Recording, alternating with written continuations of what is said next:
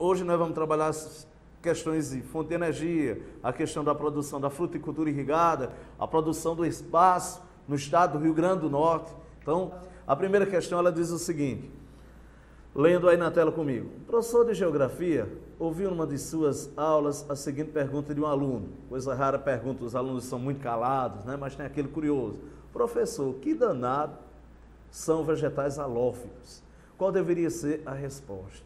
Ok? Então, essa palavra halófito, xerófilo, hidrófilo, são questões geralmente que são informações que direcionam a característica de certas plantas. Aí a letra A diz o seguinte, vegetais de folhas largas, das áreas tropicais úmidas, com solos lateríticos.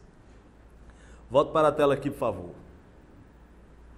Recentemente eu estava trabalhando esse assunto, tanto na rede pública como na rede privada, e falando do processo de laterização. O que é um solo laterítico? Solo laterítico, um solo meio que ácido, né?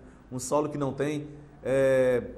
o solo de laterização, o processo de laterização, há um acúmulo muito grande de matéria orgânica ao ponto do solo ficar ácido e, consequentemente, improdutivo. Então, essa palavra laterítico significa exatamente isso. Aí, voltem para a tela novamente aí, por favor. Voltem aí. Então, a questão, ela continua, diz o seguinte. Então, vamos continuar aí. Voltando.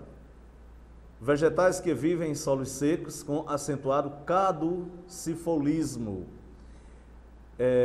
Vegetais que habitam solos ricos em sais ou vegetais que vivem à sombra em solos úmidos de florestas tropicais.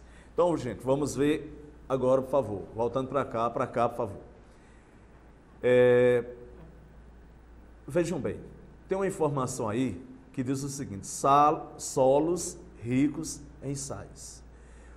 Muitas vezes já caiu questões de vestibular, de concurso, quando nós falamos assim, que os manguezais, né, a vegetação de mangues era formada por solos, por plantas halófitas, chamada também de halófilas. E o que significa isso? Vegetação adaptada a ambientes com elevada salinidade.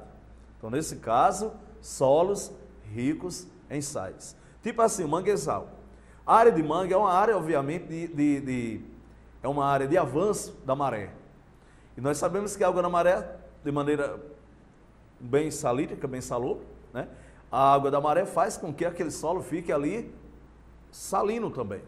Então, nesse sentido, há sempre esse tipo de vegetação que se adapta a esse tipo de solo. Não confundir com a vegetação xerófila. A vegetação xerófila é aquela adaptada a ambientes secos. Qual seria um tipo de planta chamada de xerófila? A nossa caatinga, a vegetação do sertão nordestino. Então, a vegetação do sertão nordestino, ela é xerófila. Professor, você há pouco tempo falou também num tipo de espécie chamada de hidrófila ou higrófila. Hidro, você sabe que é relacionado à água, né?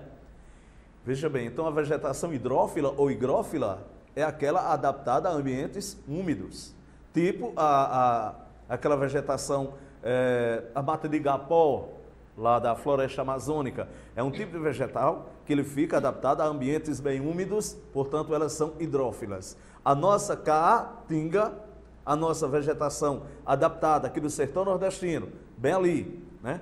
Alô, minha pau dos ferros, aquele abraço, boa noite para todos que estão aí interligados nas aulas da TV União, minha Riacho de Santana também, lá na Tromba do Elefante, aquele abraço e aquele boa noite. Então a vegetação dessa região do sertão potiguar, ela é a vegetação xerófila. Xerófila adaptada a ambientes com pouca pluviosidade, com poucas chuvas.